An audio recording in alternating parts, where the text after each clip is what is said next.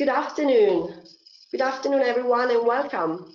It's a pleasure to welcome all of you to this ELi Publishing live session dedicated to all English language teachers. So thanks for being here. My name is Silvia. I'm the marketing manager here at ELi Publishing.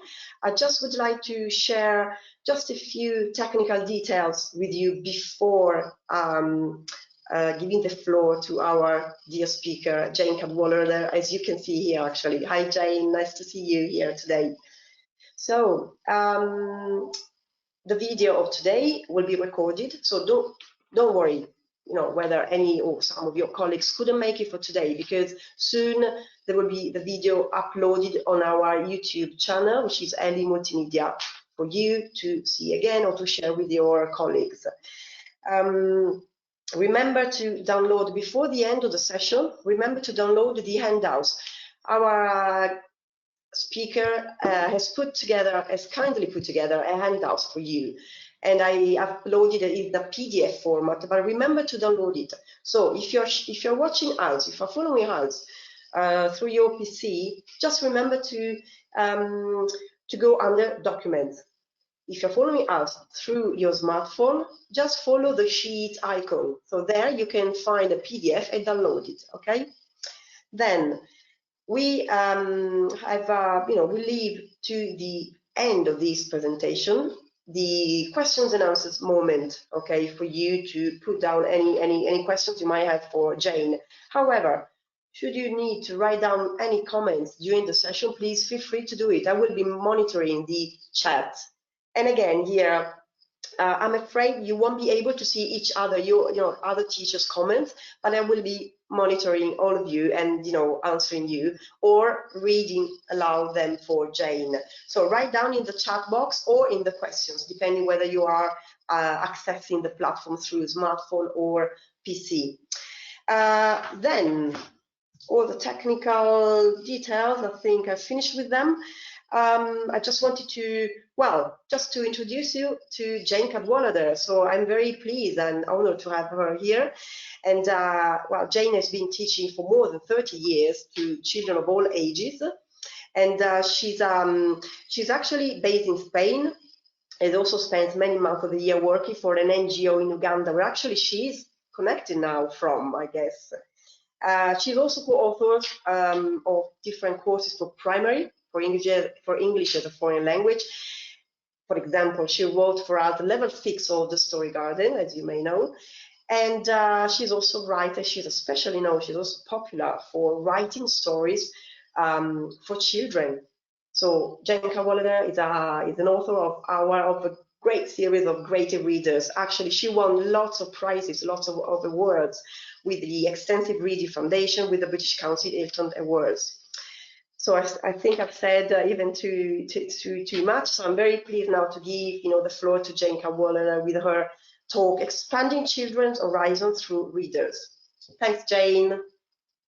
Okay, thank you very much, and good evening, everybody, or good morning. It depends where you are, I guess. For me, it's good evening, because here in Uganda, it's 7 o'clock in the evening, so it's getting dark now. Anyway, so I'm going to talk to you this evening, in my case this evening, about expanding children's horizons through reading. I want to, just a minute, I don't know why I should have disappeared and I haven't. Let me just see, how come I haven't disappeared? There, now I've disappeared. Oh no, I'm back again. Let me see if I can, I don't want to put it off in case that's, what's happening? Just a second, Let me see. I don't know why I'm there. I should have disappeared. I've put on my presentation thing. All right, now, oh, that's it, great. Here I am. So now I can't see you. You can see me, but I can only see what I've got on the screen. Okay, so what we're going to look at, first of all, is the importance of extensive reading for language development, for developing language. Then we're going to look at the role of readers in this. And then we're going to look at how we can make this more motivating and memorable by including a focus on a target of one of the United Nations Sustainable Development Goals. I'm going to show you a framework for working with SDGs, which I've developed and which I hope you'll find useful. And then the main part of the webinar will be some examples which you can use as models. Okay, so let's get started. Learners who are extensive readers are, just put that down there. Learners who are extensive readers, it's like, you know, when you read extensively, you pick up new language and you kind of confirm the language that you already know. And you advance in all this, you reading, you can quickly in all areas, because, you know, extensive you do in your own time and your own.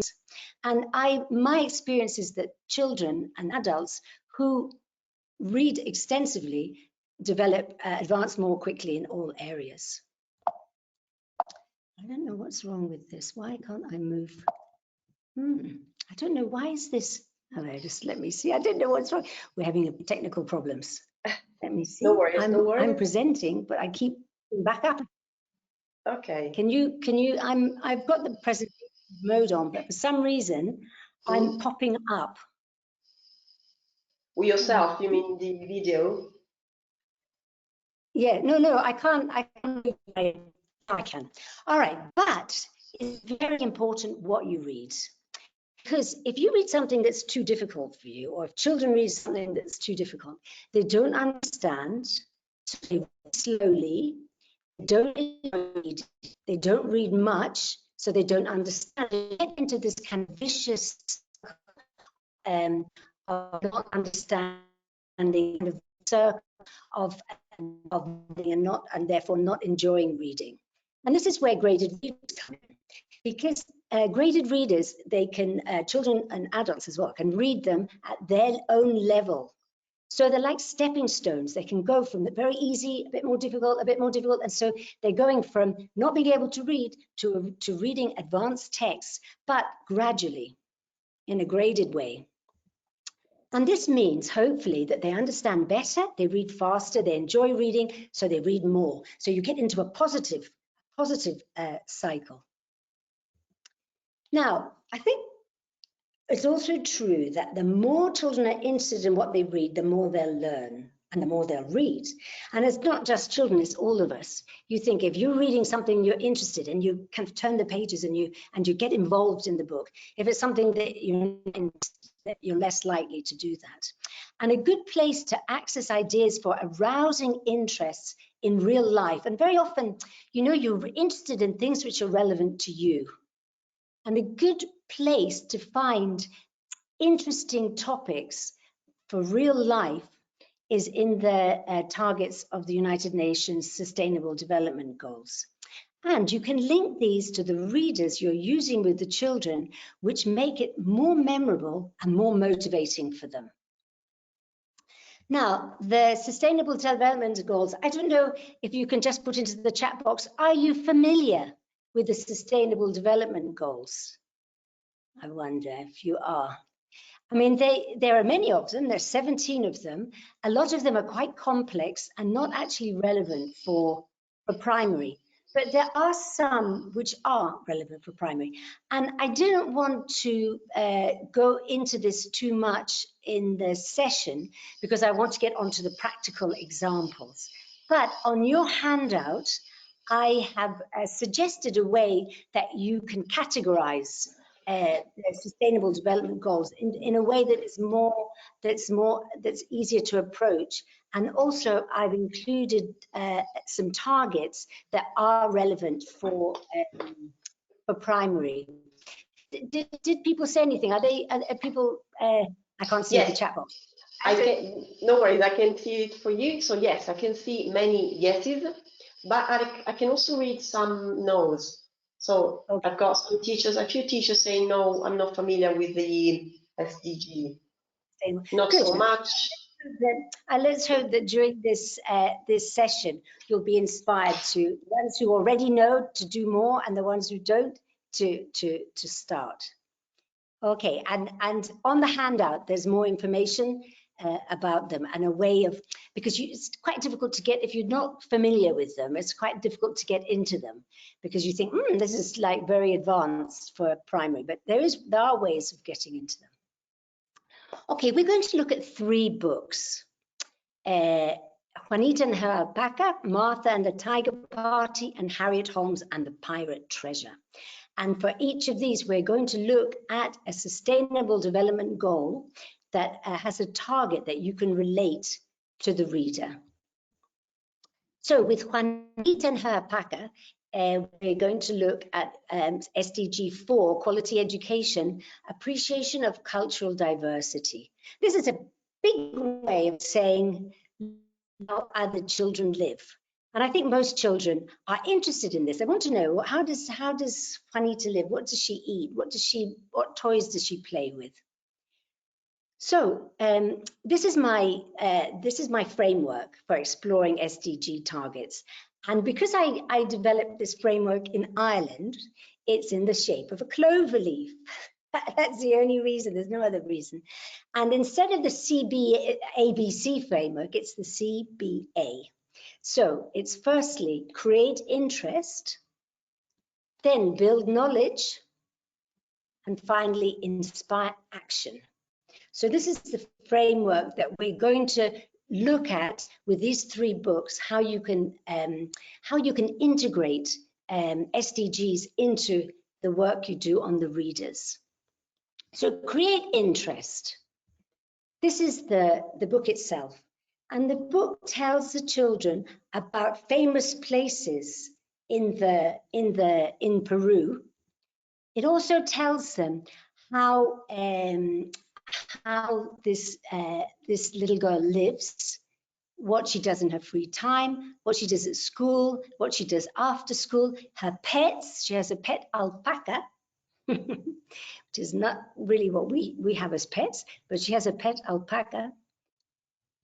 And there's also a legend, an interesting legend about alpacas.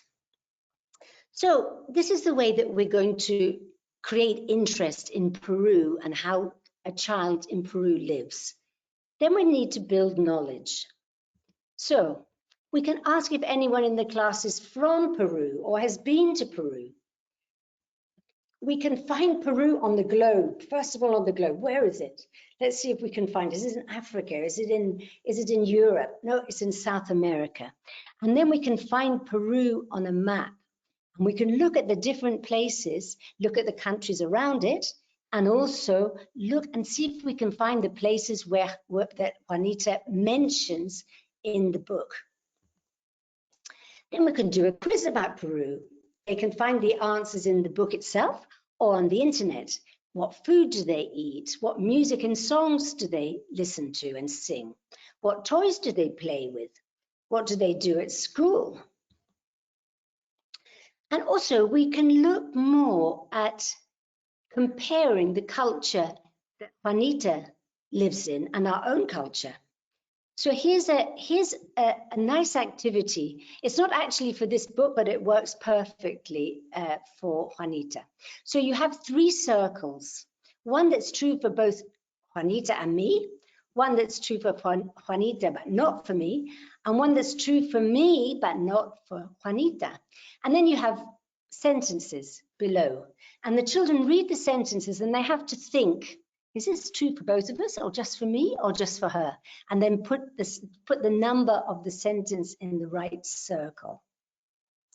You can also do this activity, which is actually in the book, which is comparing how Juanita gets to school and how the children in your class get to school. So that's, and then to inspire action, we can make a poster about Peru. We can do a radio interview where one person is Juanita and the others interviews Juanita about her life, and we can record it. We can learn some Spanish, I like this, probably because yo hablo español a bit. I should do, because I've lived there many years. But this is quite nice for children from other cultures to learn a bit of Spanish, how you say hello, how you say goodbye, how you ask if you've got a pet, the name of pets, and just learning a bit of Spanish. You can make something to bring to class. For example, a recipe from Peru. You can design a T-shirt with the Peruvian, these beautiful Peruvian designs on it. You can find out and celebrate a festival that they have in Peru. You can make a tourist guide itinerary, and here's one that's actually in the book. But you can decide where you want to go in Peru from the investigations that you've done, in the research you've done in internet. Okay, so those are some ideas of how you can integrate the SDG 4 of target of appreciation of cultural diversity into this book. And I just wonder if there are any quick questions at this point. Is anybody dying to ask a question? If you could just put it in the chat box, and I'll wait a minute. See, I mean, I would love to be able to see you and to be able to discuss this. I'm sure you've all got great ideas as well, but I can't see them, I'm afraid. I'm okay. Let me check. Let's give a few seconds. Otherwise, I think they're all happy. Yes. I think they're all happy, Jane. All right. Let's now jump back to a younger age group, to very young learners. And this book, Martha and the Tiger Party, we're going to look at SDG 3, which is good health and well-being, eradicating communicable diseases. And that's a big way of saying personal hygiene, encouraging personal hygiene to stop the spread of disease. So let's create interest, build knowledge, and inspire action. So creating interest, I have to say that I think I've always thought that it's much more effective with children to tell them a story, to get them involved in characters, to get them so that they love characters, and then for the characters to do good things, than it is to be very moralistic and say, you must wash your hands or you must clean your teeth. So if you can tell a story which catches the children's imagination, it's a much better way into values than just telling them what they should do. I mean, people don't like being told what they should do. But if they have these characters that they get involved with, then they want to do the same as them. So this is me giving a class of primary 1 here in Uganda. And I told them the story of Martha and the Tiger Party. So you can see here there's a party today, and this is Tessa the tiger, and she's really excited. She wants to go to the party, but her friends are looking a little bit doubtful. And that's because she's very dirty. You can't go to the party like that, Tessa. Come on, let's help. So the friends help Tessa to get clean. Sid washes Tessa's ears. And when I was telling this story, I was doing it with the children at the same time. Bertie washes Tessa's feet. And in my context, I'm very lucky because children go to class without shoes on, so I could wash their feet. Gus brushes Tessa's hair. So you can see him brushing her hair. Sancho cleans Tessa's teeth. Now Tessa looks better. You look beautiful. And she's ready to go to the party. On the way to the party, I have to tell you there's an adventure. But you'll be happy to know that she gets to the party in the end, and it's a great success. Okay, so we're going to use this story that we've created interest in Tessa, and Tessa being dirty and her friends helping her to get clean. We're now going to build knowledge. And we're going to build knowledge about germs. You know, and the best way to find out to start off is to find out what they already know. You know, so you know you have to clean your teeth, but why do you have to? Why do you clean your teeth? And do you clean them before or after eating? And your hands, why do you wash your hands? Do you do them before or after eating? Do you do them before or after going to the toilet? So we can ask these questions, and children in Uganda learn about germs in the last year of infant education, in the last year of pre-primary. So they know, they've got the idea of germs, and I'll tell you. So then this is an activity. Are your hands clean? So one thing is to think, you know, that's good. My hands, I must clean my hands. I have to keep clean hands. But, you know, are your hands really clean? So this is an activity that I did with them. I'm not sure that the sound is going to be very good because I tested it before with Sylvia and it wasn't. But I'm asking them, who's got clean hands? And this little girl says me. And so I come out and I rub her hands with a piece, with a tissue for, you know, a wet tissue for cleaning hands. And actually, her hands are not clean, as you'll see. I hope you'll see. Clean. Who's clean? Come here. Let me see your hands. Have you got clean hands? Are they clean? Are they clean? Yes. Yes. Let me see it there. Let me see. Let me have your hands. Those are baby wipes.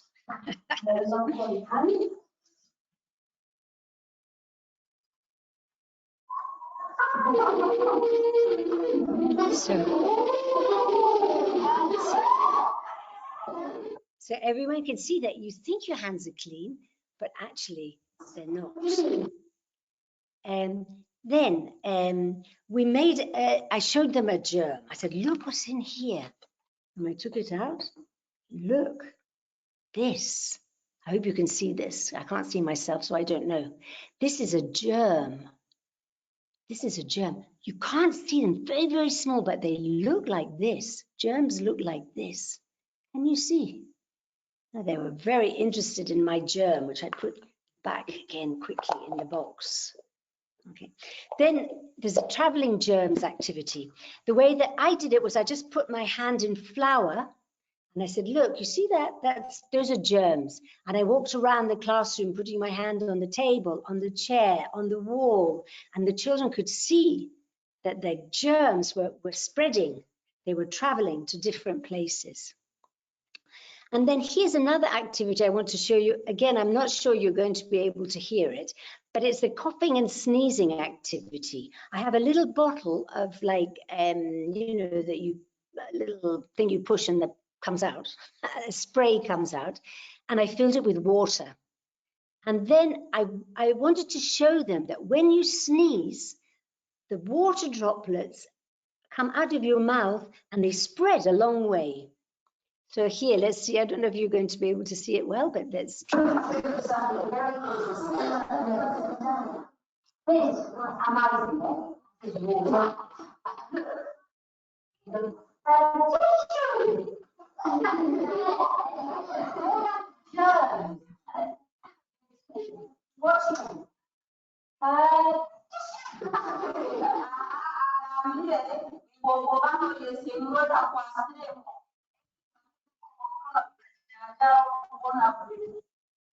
Okay, so that was the coughing and sneezing activity. So they can see, and we talked about if you sneeze, should you put your hands in your face in your hands, or should you do it in your elbow? And we established the elbow is better because if you sneeze in your hand, what do you have? Germs. So then you have to wash your hands.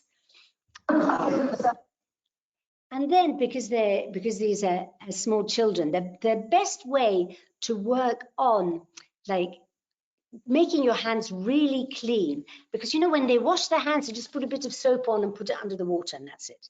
So I wanted to do a song with them to show them how to wash their hands thoroughly. So I'm going to play this. I don't know whether you'll be able to hear it, but the words are up here. Okay, I think what I'll do is I'll sing along, and then you can hear it. Even if you can't hear the video, you'll be able to hear me.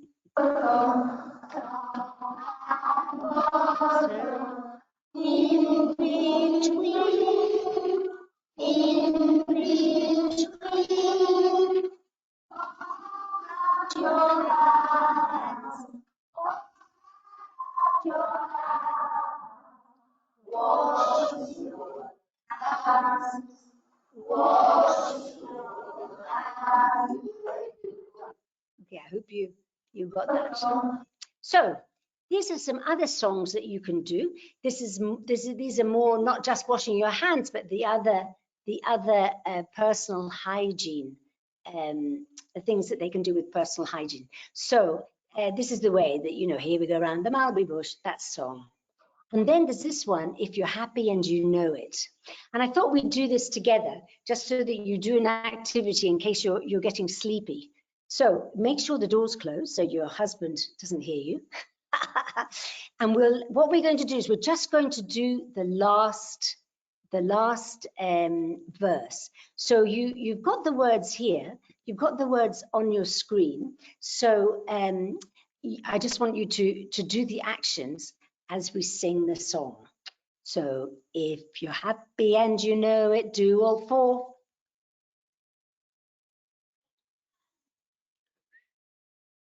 If you're happy and you know it, do all four.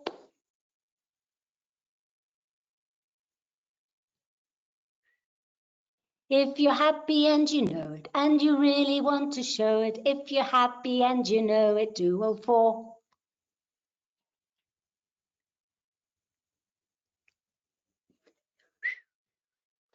Okay, so those are some little songs that you can do with the children. Okay, you can do a version of Simon Says, but they only do the action when it's right. So you say, Tessa says, brush your teeth. They brush their teeth. Tessa says, don't have a shower. Oh, somebody's having a shower. Tessa says, don't have a shower. Tessa says, comb your hair. Okay, so you can see that Tessa says, don't wash your hair. Okay, so you can see you can get the idea of that. Then dance. Now I was going to try this. Let me just see if I can put my thing on, if it's going to work. Let me see if we can have a little dance. Now, I'm going to try it. Let's just see. In this, what we do in this is, I say a part of the body, for example, teeth, and then I put on some music, and you dance and clean your teeth at the same time. Okay, should we try? Let's see whether it's going to work. Let me see, let me stand up. I can't see myself, but I imagine I have to angle this a bit further up. Okay, let's see whether it's going to work. Oh, wait a minute. I didn't tell you what to do. Brush your teeth.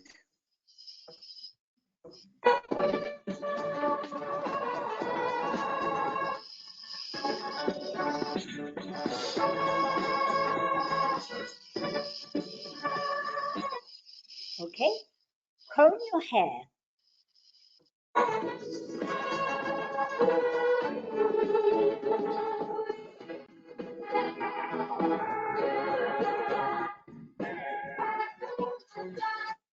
Okay, have a shower.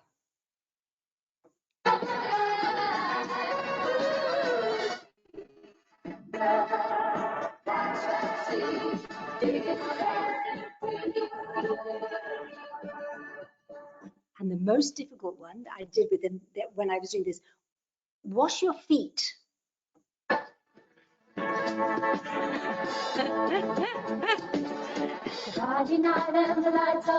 Okay, so you can see you can see, I think, I don't know whether you can tell me, do you think your children would enjoy doing that? My children really enjoy it. Okay, then you can do healthy charades. So you call a child out to the front and the child mimes something of personal hygiene, and the others say what they're doing. You can make germs. So you can, if you use modeling clay, like this, modeling clay, and then you cut up some toothpicks. The children can make their own germs and have a germ display. Okay. Then they can act out the story of Martha and the tiger party with soft toys and reality. And I did this with them. I have a little tiger here. This is my little tiger. This is Tessa. Hello, this is Tessa. So what I did was I would call a child out, give them a comb, and say, what is Michael doing? And the other children say, combing his hair, it's a woman, combing Tessa's hair. Okay, so then I would call out another child, give them a toothbrush. So we got Tessa all ready for the party, and then in the end, she put a little hat on, and off she went to the party, very happy and very clean. Okay. And then we did matching cards. So what you do is you get half the cards with objects you use for hygiene, like soap and water, soap and a nail brush. In Uganda, they put jelly on their legs. So that's the Ugandan personal hygiene thing. A toothbrush and a toothbrush.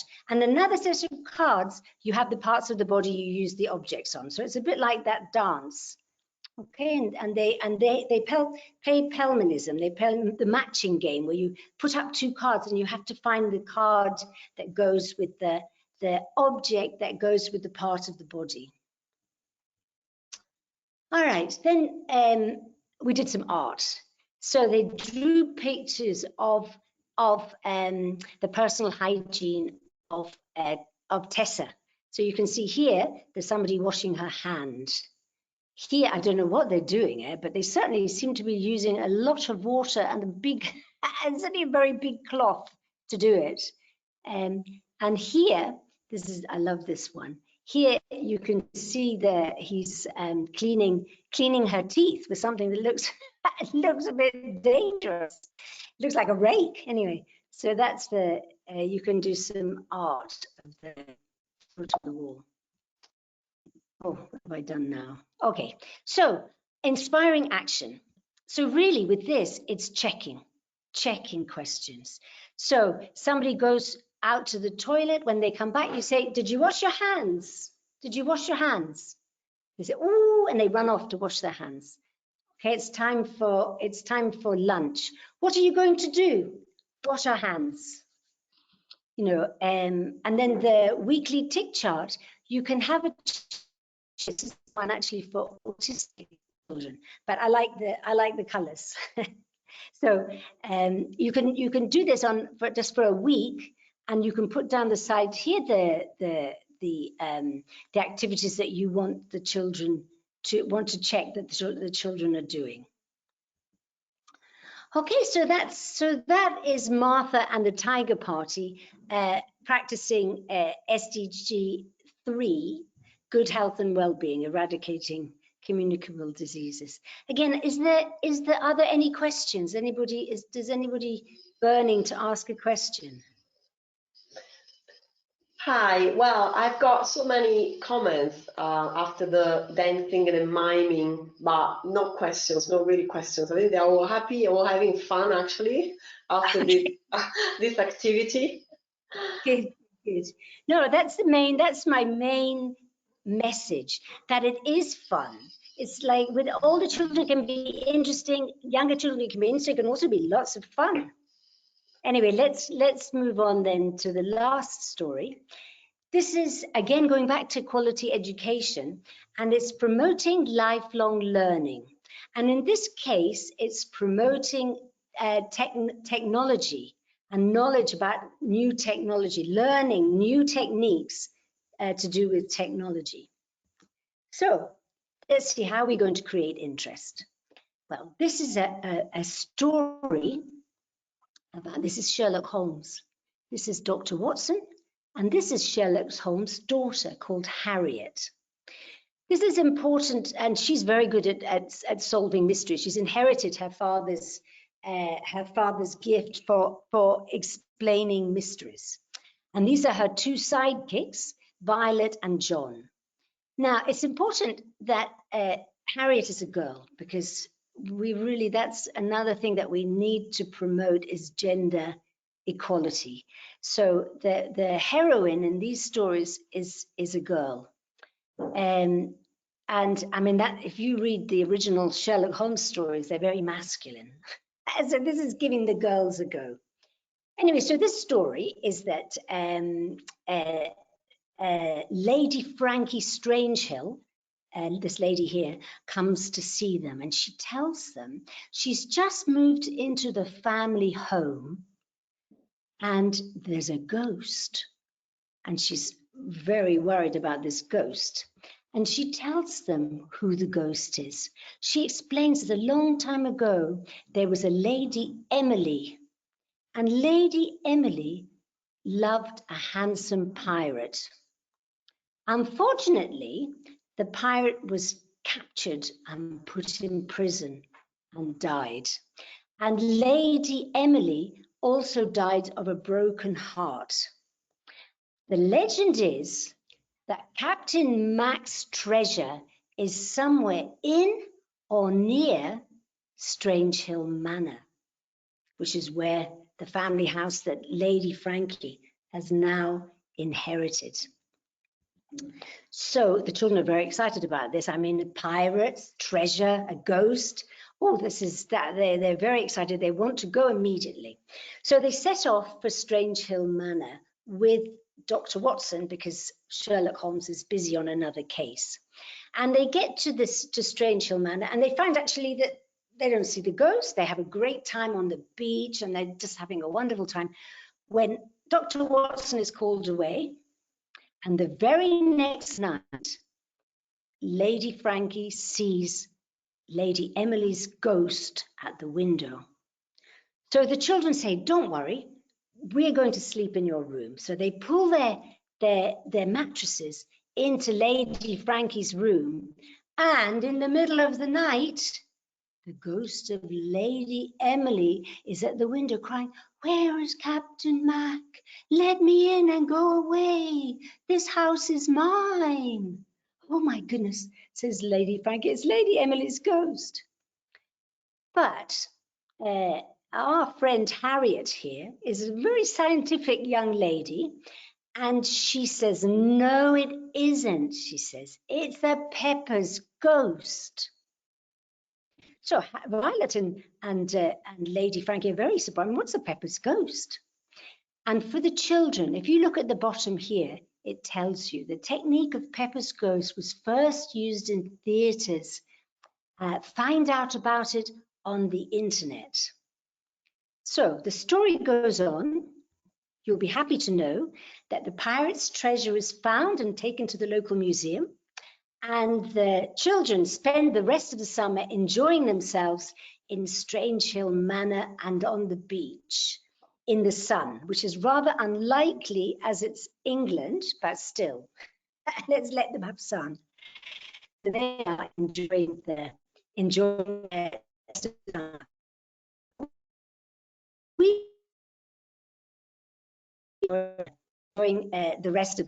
What we want to do is we want to build knowledge. But what about this illusion? What is it? So we can ask the children to find examples of the Pepper Ghost effect on the internet to share in class. Here's a very early example of Pepper's Ghost. They can do more. Then they can do a Pepper's Ghost quiz. Can you touch a Pepper's Ghost? Who invented the Pepper's Ghost effect? Was around at the time that Conan Doyle wrote the Sherlock Holmes stories. So it is actually bona fide that that our Harriet would know what a Pepper's Ghost is. When was it invented? So I've just told you. It was invented at the time that at the end of the 19th century. Is it today? It actually is. It's very interesting where it's used. In fact, it's a very interesting illusion. If the answer to 3 is yes, where is it used and how does it work? All right, so this is really for children who are interested in technology to learn more about technology. And we want to inspire action. So what we're going to do is we're going to get the children to make a Pepper's Ghost. And you can make a Pepper's Ghost on a tablet or a smartphone. And there are instructions at the back of the reader which tell you how to do it.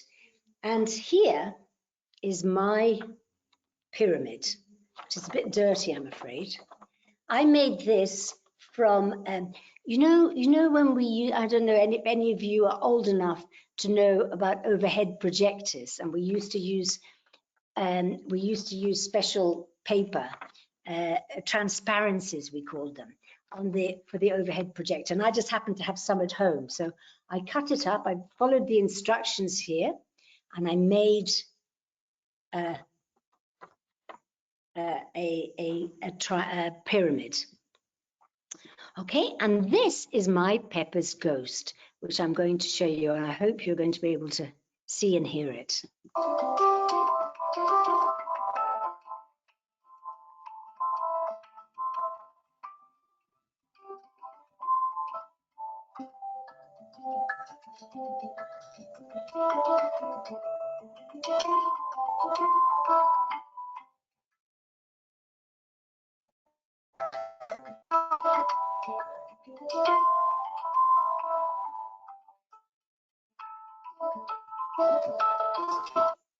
It's quite amazing, isn't it? I was just like, I must say, I was just quite bowled over by the Pepper's Ghost and how it works. Okay, I understand busy teachers, you might not have time or get the material, but there's a very easy way to make, a Pepper's Ghost, which is with a bottle, a plastic bottle. So here, this is just one of these little soft drink bottles, which you can see here that I cut the top off. Now you're going to see it's not as good as the other Pepper's Ghost, but it works. Let me see.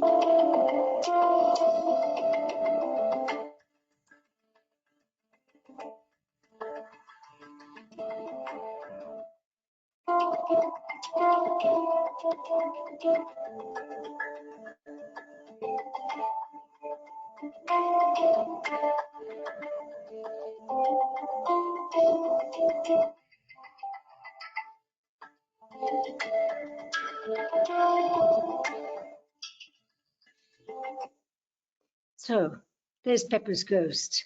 And this is the physics. This is how it works. Okay, so when you're asking them how it works, this is how it works. So the image on the screen is reflected, and it's reflected into your eyes, and then the reflected light also makes the virtual image in the pyramid. Okay, so that's a bit of physics. All right. So are there any burning questions about Pepper's Ghost or about this?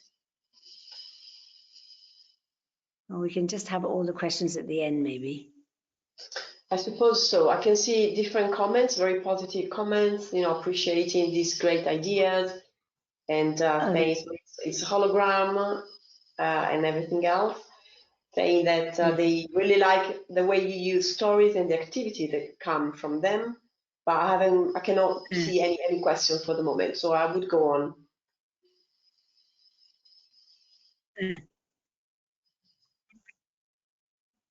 It's actually not similar to a hologram. I mean, I had to learn about this because I'm not very good at science, but it's actually not. It's similar to a hologram, but it's not actually a hologram. It's a simpler version, a more basic version than a hologram. Okay, so I hope that you will use this framework. It's very simple. You just basically follow, create interest, and you build the knowledge. Building on finding out what they already know and building on it, and then inspiring some action. The examples that we've done are all from like education, and done are all education. Another fruitful area of SDGs is the whole area to look after the planet and how to protect the animals in the sea and on land. And I just wanted to share with you this idea, which I did for the Extensive Reading Foundation. So if you click on this link, and then you look for extensive reading around the world 2021, and then you scroll along, you find graded readers with young learners to explore targets. And that example is about the importance of B and making a hotel, which is protecting biodiversity and natural. And maybe Jane, we got some problems. So if you're interested, we got some problems with the audio. Can you hear me? Not sure why, okay. but we couldn't hear you very well. According to me, I can hear you perfectly. My audio says it's on. Yeah, it's just mine says it's on. Audio no. Yes, it's just the connection, I think. Anyway, is it coming back? See. It's getting better now. Maybe it was just a moment. Okay. We're in the middle of Africa here. I mean, it's a very rural area in the center west of Africa, of Uganda. It's not surprising, it's not great. Anyway, if you want to find out more, here are two websites you can go sites can do to find out more. And also you look on the handouts, because the handout gives more information both about how to approach readers, and also about how to categorize the SDGs, and how to and some of the targets which are most relevant for primary. So I hope that you'll look at them. And here's some information about ELi, and thank you. I don't know, can you still hear me, or you can't hear me now? Yes, I can. So in the last few minutes, are there any questions anybody would like to ask? Yes, okay. May I suggest you, Jane, to stop your screen sharing so that maybe the audio could get better?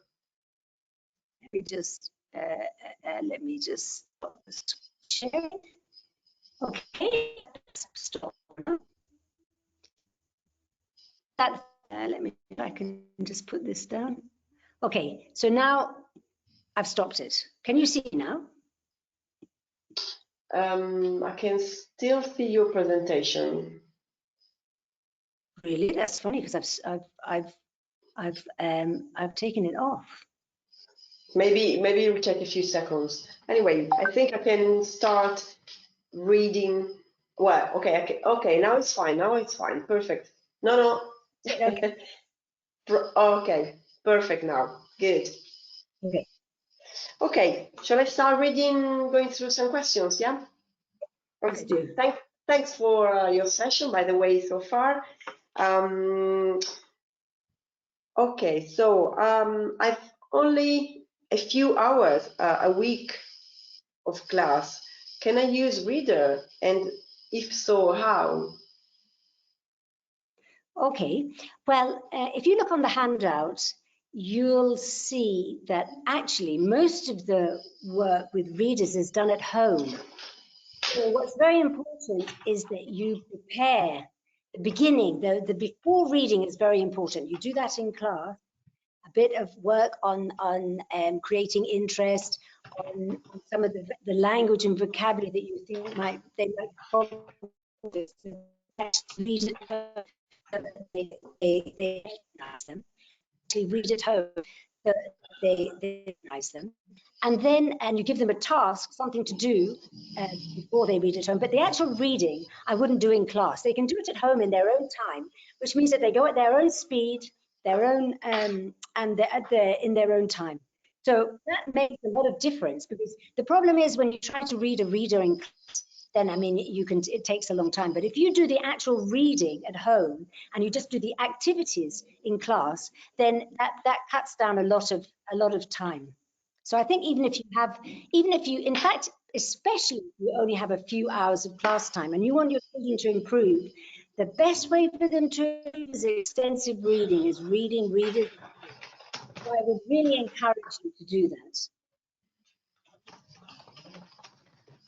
Okay, I think that's answered that question. Hope. Okay, yes, I think so. Thank you. Okay, I can see some of you are actually asking where the handouts are. Please, just download the PDF under Documents or follow the sheet icon on your smartphone. Okay, you will find the PDF. So in the toolbar, there's Documents, and under Documents, there's these handouts put together by Jane. So I've got other questions for you, Jane. For example, okay, give me a second. Okay, can we teach the SDG, the Sustainable Development Goals, for students with special needs, and how? Again, you may find that students with special needs will take off with the SDGs because it's not grammar and vocabulary, it's real life learning. You might well find that it's a great for them, a great relief that they do something that's not kind of language based. It's life based and content based. So you may well find, for example, Pepper's Ghost, and making a Pepper's Ghost, you find children with learning difficulties who really enjoy and take off doing that, rather than doing the usual kind of grammar activities and vocabulary activities. So it's actually, I think, especially appropriate for children with special needs. And another one,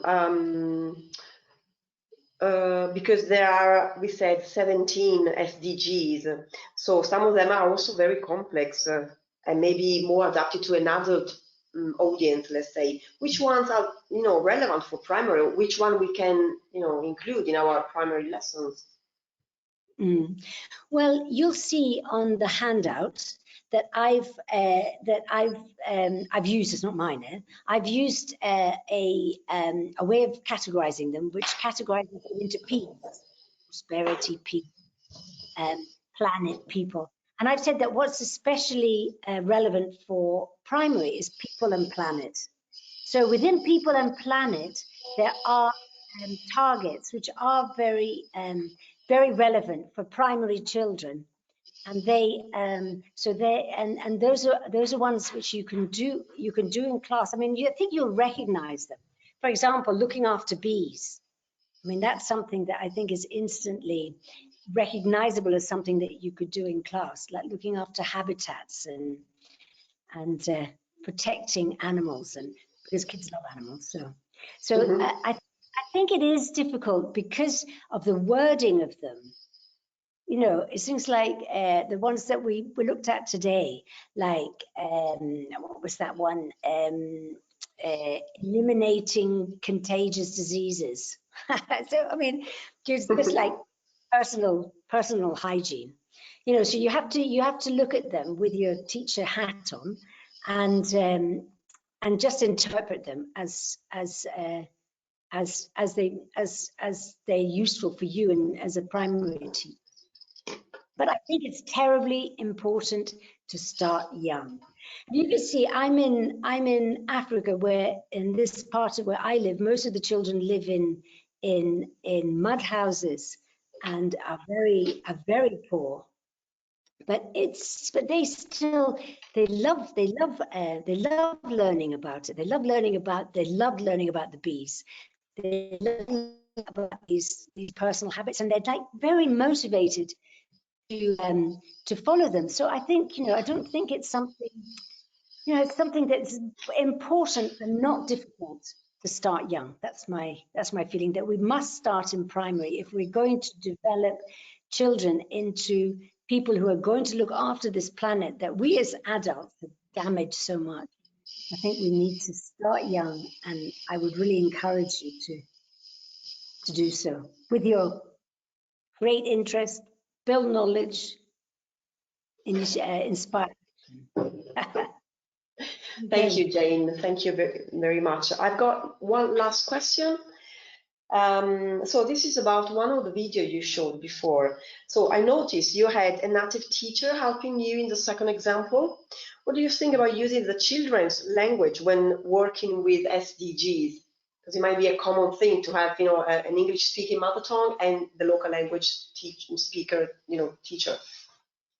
Yes, well, I think that people now, I come from a time when there was this thing about you should never speak anything but English in class. I remember it was like a very kind of a rule, a set rule, you should never speak English. But I think that is a bit old hat now. And I mean, my personal feeling is that you have a toolbox as a teacher, and if you are teaching a monolingual class, one of the tools that you have in your toolbox is the children's language. And sometimes in order to do something interesting or in order to check a concept, you need to use the children's own language. So, I mean, that's my very strong feeling that it's a tool like any other tool. And you use it, like I wanted the native teacher to explain the thing about when you sneeze, that the water droplets with the germs travel a long distance. So I wanted just to make sure that the children had got that from the experiment we did, that they'd understood that. So that's what I wanted to translate it. Okay, so I believe, I can read many other comments, especially about, how making concrete, how put it into practice, the SDGs with the kids in classroom. And some of them are actually getting what you were suggesting. So to use the SDGs also to include, to give a little bit of variety to the lesson as well, to enrich the content, for example, maybe alongside a course book, for example. Exactly, too. I mean, it's not just, I'm doing it with readers because the thing about readers is because it's extensive reading, it's kind of more, it's longer, it's easier to include it in SDGs into work with a reader. But the same with a course book. I mean, introduce it wherever you can. And it does. I mean, it makes it more meaningful because it's relating it to real life. Because if the SDGs are anything, it's related to real life. And it also makes it more memorable. The children will remember their personal habits because of Tessa and the party, and Tessa being dirty and the friends helping her to get clean. They'll remember it because of that. So I think it makes it more memorable and more fun. And they'll remember things about Peru, about South America. When they hear that on the news or they hear their parents saying something about Peru, they'll remember Juanita and her alpaca. So I think it makes it meaningful and memorable, and I really think it's recommendable. Thank you very much. For those of you who are asking for some material, which might include, some lessons about the SDGs, I can definitely recommend, of course, some ELi Publishing material, such as the Story Garden, especially level 6, co-written also by Jane, actually include, Mr. Green and definitely other positive messages linked to the Sustainable Development Goals, but also, of course, the graded readers or the titles mentioned by you, Jane. And further information, of course, is available on elionline.com. Just search for the graded readers or get in touch. I'll be happy to share all the material, the information with you. And I think we have reached the end of this session. Yes. I really would like to thank you, Jane, also because we had some technical, problems, but nothing serious. So I think it went very well in the end, and I can appreciate the distance as well. I'm based in Italy, you're now in Uganda, all the other teachers from all over the world. So we know that very well that. So thank you so much, Jane, and thanks all the teachers who join us today. Yeah, it's a pleasure as usual.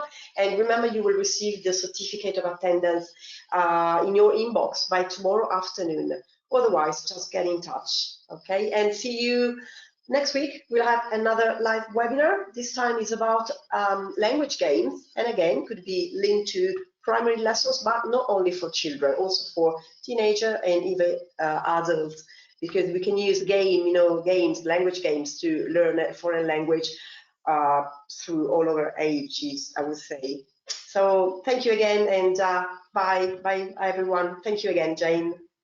Okay, bye-bye. Bye-bye. All the best, everybody.